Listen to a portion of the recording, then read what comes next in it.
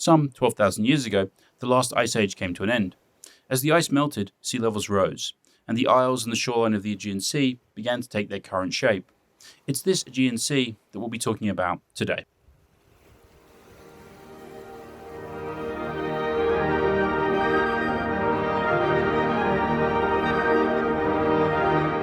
Hello, and welcome back to What's Past is Prologue. This is the channel where we talk about the story of civilization by Will and Ariel Durant. Today, we're looking at the first section of Chapter 1 of Volume 2, which is on page 3, which is called The Mediterranean. The title of this section is something of a misnomer, given that what Durant is focused on here is not the whole of the Mediterranean, but rather he's looking at the Aegean Sea, and particularly the Cyclades. So here's a quote that comes in the form of a question from Durant from this section. He asks this: why was it that the second group of historic civilizations took form on the Mediterranean, as the first had grown up along the rivers of Egypt, Mesopotamia, and India, as the third would flourish on the Atlantic, and as the fourth may appear on the shores of the Pacific? This is the question of the section, and to answer this question, we really need to look at the advantages and disadvantages of Greek geography. Greece's geography is a little bit more complex than it would first appear. It's not obvious that Europe's first civilization would develop in Greece. Greece has some pretty serious geographical problems. Firstly, some 70 to 80% of all of Greece's land is actually mountainous.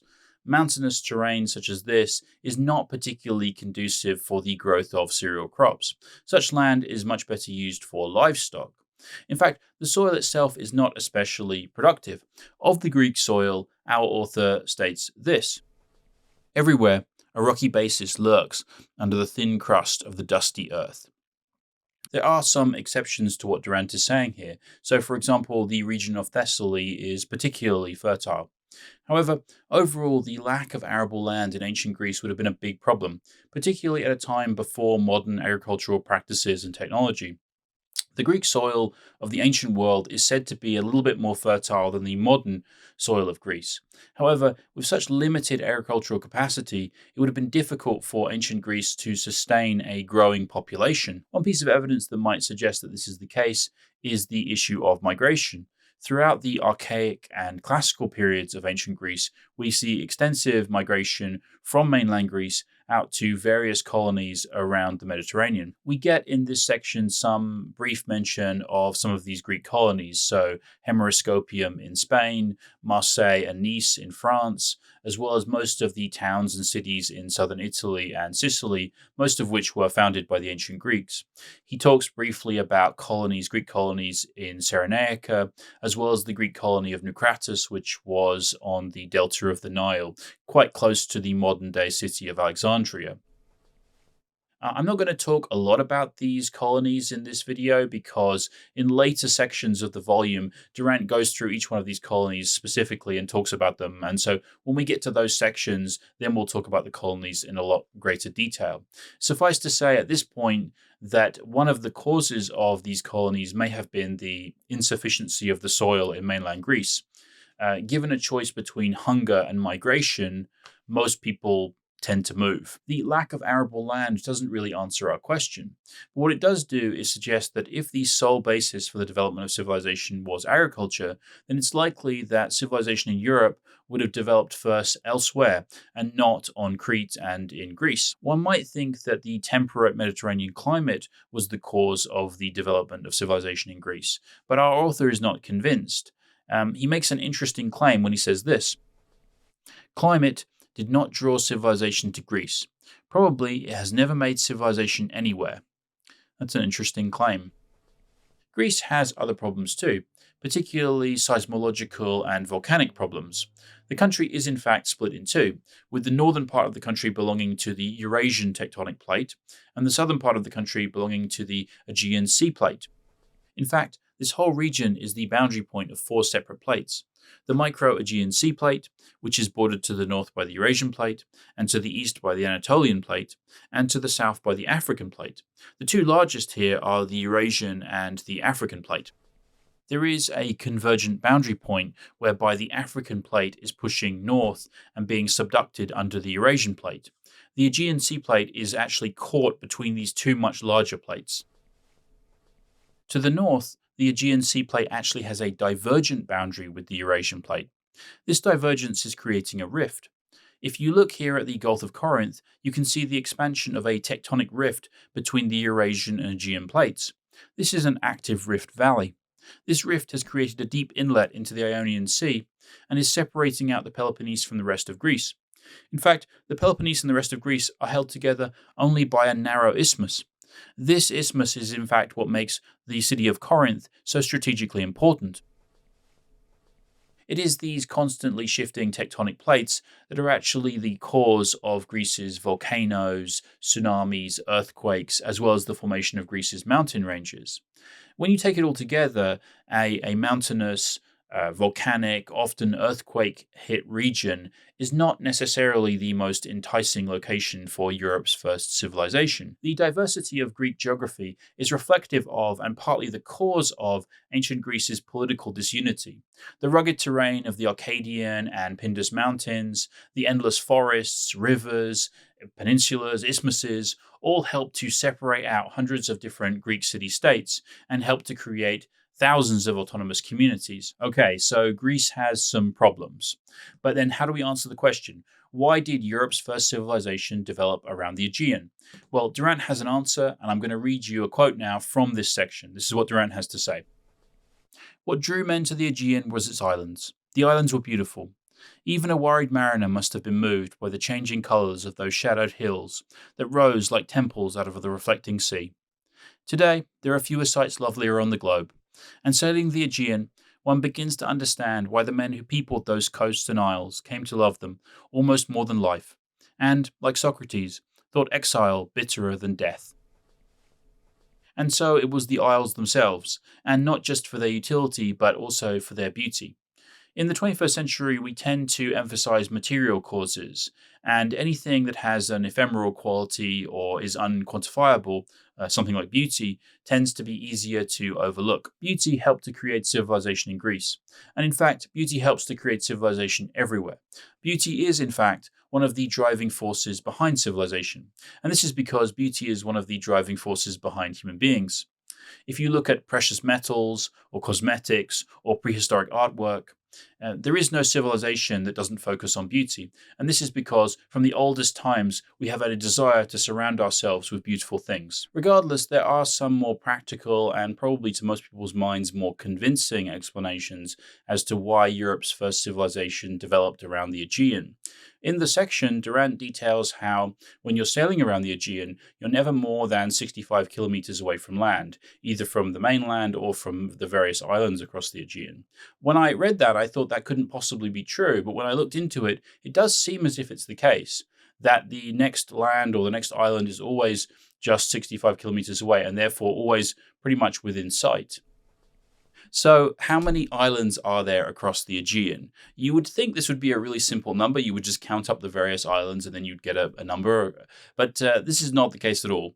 And the reason for this is because there are thousands of islets across the Aegean, which are kind of small islands that are so small that they're not actually classified as islands. And so whether you include them or whether you don't include them will radically change the number of islands across the Aegean. When I was researching this, it made me curious about what the distinction is between an islet and an island. Is it to do with the size of the islet? Is it to do with whether it has a human population or vegetation? It turns out that there is no clear distinction. There is no clear definition as to when one thing is categorized as an island and when one thing is categorized as an islet. Or at least, if there is a clear definition, I was unable to find it when I was doing the research for this video. So that's a little bit disappointing. So we don't have an exact number for the number of islands across the Aegean. Nevertheless, there are at least 1,400 islands, of which 200 are currently inhabited, and in fact, most of those would have been inhabited during the classical period. The main island groups are the Northern Aegean Islands, the Sporades, the Cyclades, the Saronic Islands, and the Dodecanese, with Crete, Euboea, Lesbos, and Rhodes being the largest islands. The etymology of some of these groups is interesting. So if you take the Cyclades The Cyclades gets its name from the fact that these islands were distributed in a circular fashion, with the island of Delos at the center of the circle. Delos had some religious significance for the ancient Greeks. The Sporades group gets its name from the fact that the islands are distributed in a scattered fashion. In fact, this is where we get the word sporadic from. And the Dodecanese group gets its name from the fact that there are 12 major islands within the group. By the end of the Neolithic period, people in the Aegean had built seafaring ships, and were using the close proximity of the islands to develop early forms of navigation. When the next island is just over the horizon, you can always use this as a landmark in order to guide you. This is particularly important at a time prior to the existence of maps or compasses. This whole region is in fact something of a sailor's paradise. This maritime tradition has in fact never left Greece. Today, Greece has the largest merchant fleet in the whole world, some 5,000 ships, more than 17% of all of the merchant ships around the world sail under the Greek flag. Merchant shipping is in fact central to the Greek economy. If we look at the islands of the Aegean, it's important to remember that they weren't always islands. During the Pleistocene, so from some 2.5 million years ago to about 12,000 years ago, most of the Aegean was in fact above sea level. At the peak of the last ice age some 20,000 years ago, it's believed that sea levels were 130 meters lower than they are today.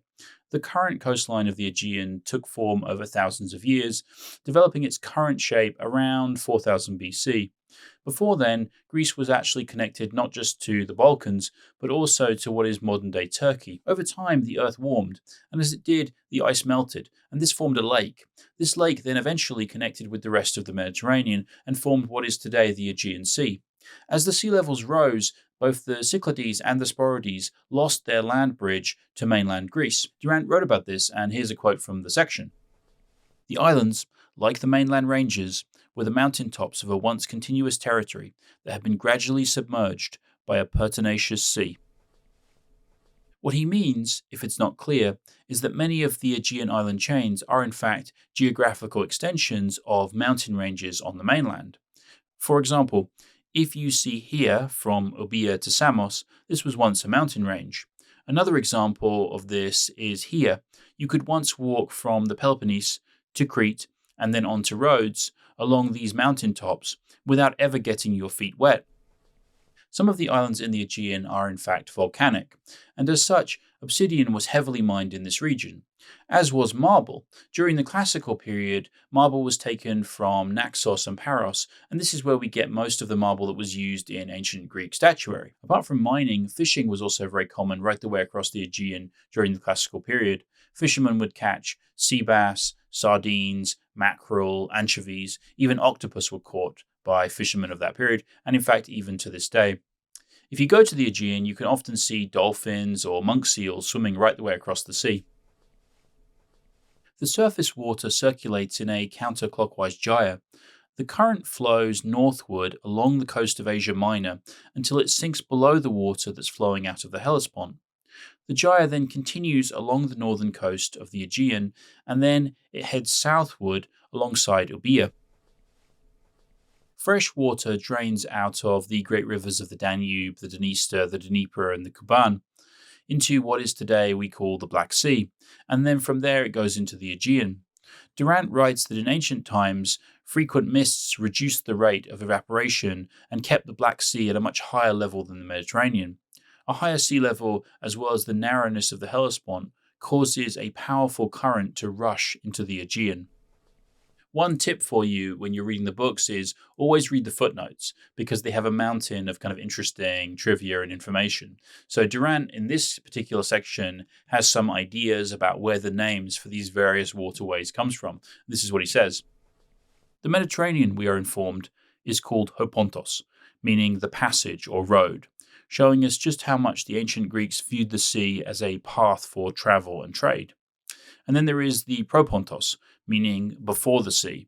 This describes what we would today call the Sea of Marmora. This name works in both directions, so if you're headed towards the Aegean or toward the Black Sea, you're always in the sea before the sea.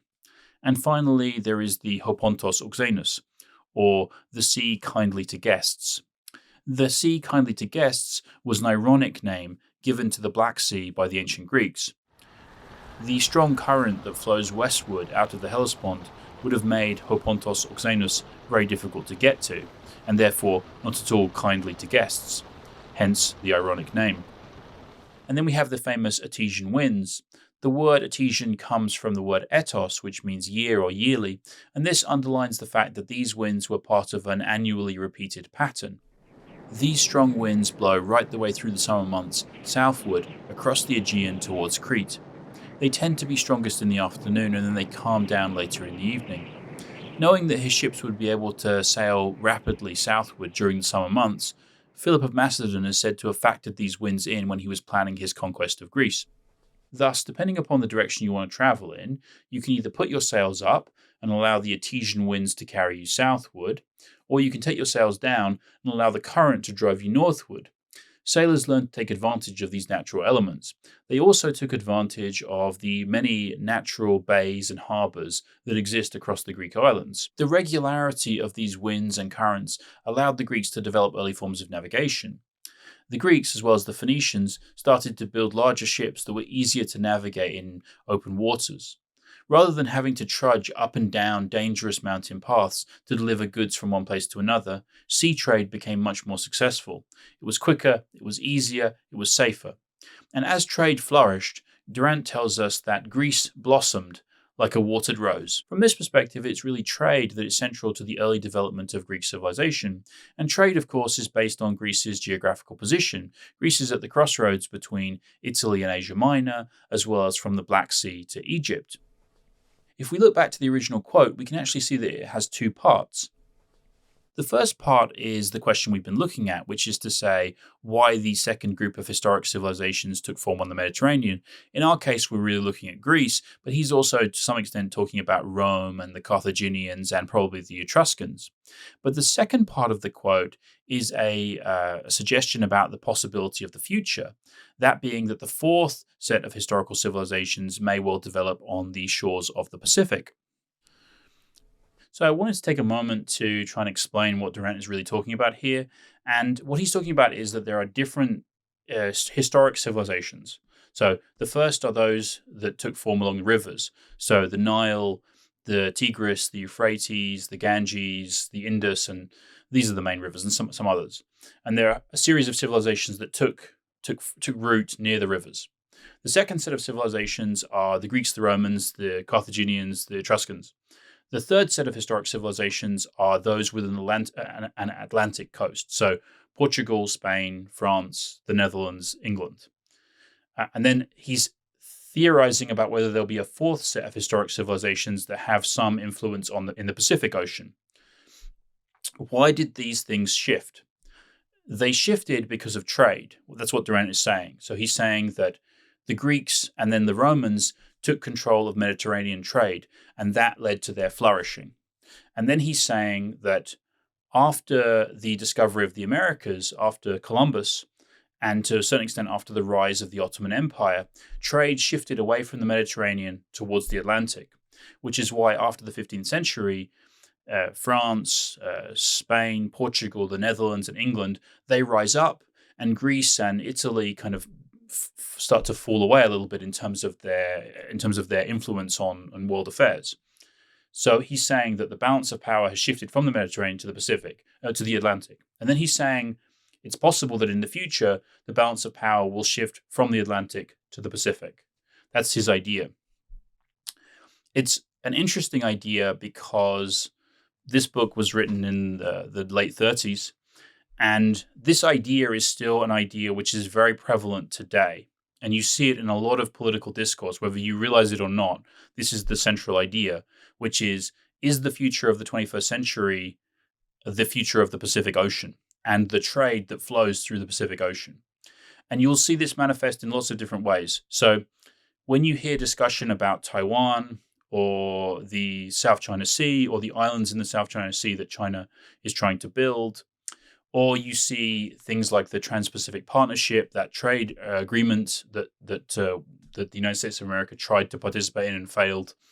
These are discussions about the future of trade in the Pacific. The idea being that whoever controls trade in the Pacific will become the dominant power of the 21st century.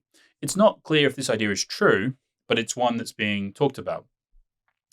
In 2011, President Obama proposed this idea of the shift, the pivot to Asia, it was called. He wanted to shift America's attention away from the Middle East, North Africa, and Europe towards the Pacific to counterbalance China and China's growing influence on Pacific trade. Now, you can kind of debate whether Obama really did a good job at that or not. That's sort of something people debate. He kind of got sidetracked by the Arab Spring, but that was the idea. And why is this important? Why is Asia so important for the future of the 21st century?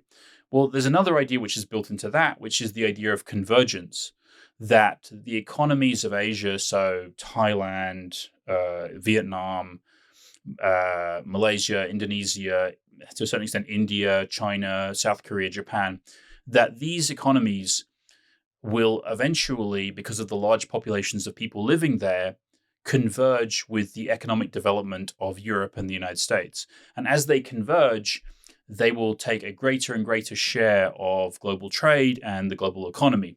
And so if you want to be influential, the pivot of world power and the world economy shifts to the Pacific Ocean. So that's what Durant is really talking about here. And I'm not going to go any more into convergence or Pacific trade in this video because I've already talked about it for too long. But I just wanted to bring it up because Durant is talking about this in the 1930s, and this is still like dominating political discussion in the 21st century. In the 2024, people are talking about things like this, even if they don't realize it. I mean, the whole debate about the Trans-Pacific Partnership was a debate about whether or not America will be influential in trade in Asia. And again, I'm not going to talk about the sort of pros and cons of that, but that's really what this discussion is about, whether the Pacific Ocean and all the oceans that connect to it, like the South China Sea, which connects to it, is going to be the future of global trade and the future of global politics. And if you have any opinions about that, you can leave them in the comment section. I think I've rambled too much about this. So anyway, when I make these videos, I always try to start the video with the beginning of the section insofar as I can, but I wasn't able to do that in this video. So what I want to do is end the video with the start of the section. So this is a quote, the very first quote from section 1 of volume 2. This is what Durant has to say. Like frogs around a pond, Plato said, we have settled down upon the shores of this sea. Even on these distant coasts, the Greeks founded precarious, barbarian-bound colonies many centuries before Christ.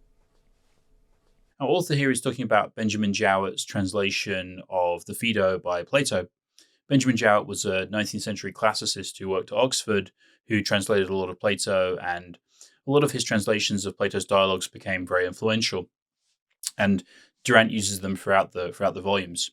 But I was interested in this quote. So the metaphor works as like frogs around a pond is a metaphor for the Greeks, right? The Greeks are the frogs, and the pond is the Mediterranean. And so the Greek colonies are the frogs don't go too far away from the water, and the Greeks don't go too far away from the water either. And that's because the frogs want to stay close to the water, and the Greeks don't go inland because they're hemmed in by barbarians, basically. That's the idea. But I was really interested in this quote, so I went away and looked up Jowett's translation. And I'm going to read you the full quote now, because there's a little bit more to it than Durant says. So this is the full quote from Benjamin Jowett from the Phaedo, like frogs around a pond. This is the full quote. Also, I believe that the earth is very vast, and that we who dwell in the region extending from the river faces to the Pillars of Hercules inhabit a small portion only about the sea, like ants or frogs about a marsh, and that there are other inhabitants of many other like places. For everywhere on the face of the earth there are hollows of various forms and sizes, into which the water and the mist and the lower air collect. But the true earth is pure, and situated in the pure heaven. There are the stars also. And it is the heaven which is commonly spoken of by us as the ether, and of which our own earth is the sediment gathering in the hollows beneath. That's Plato pointing up at the heavens and putting us in our place down here in the hollows beneath. So you can see that the quote isn't exact. So Durant has gone for the more poetic pond, whereas Jowett went for the more muddy marsh. It's very typical of Durant to go for something more poetic, to alter something in a slightly more poetic way. It's very, very Durant of him to do that. It's important to say that Plato and Durant are talking about different things. So Plato is talking in philosophical terms about the nature of reality, whereas Durant is talking about the geographical distribution of the Greek colonies. But I wanted to include it because I thought it gives you an example of just how vivid Plato's imagination was. So what should we make of this section? The geographical surveys in the volumes are always some of the best sections in the volumes, in my opinion, and so it's typically good, right? There's a ton of information. That section is only 2 pages of this book, okay? But there's a ton of information in it. There's a ton of interesting ideas. And so I think it's a terrific section. If you've read the section and you have an opinion on it, let me know what it is. I'm curious. It's page 3, I think, of this book. Page 3 and 4. So that's the first section of the first section of the main part of volume 2. It probably dawned on you much sooner than it dawned on me because I'm slow on the uptake. But the theme of this section, of course, is water. The necessity of water for civilizational flourishing, its use in its necessity for the development of navigation and the speeding up of trade, water's use in agriculture, as well as the necessity of water for the development of Greek colonies. So water is the theme, water, marvelous stuff. The next video in this volume will be on the section titled The Rediscovery of Crete, which focuses on Arthur Evans's excavation of Knossos. So I hope you'll join me for that video, and I hope you enjoyed this video, and I shall see you again another time. Goodbye.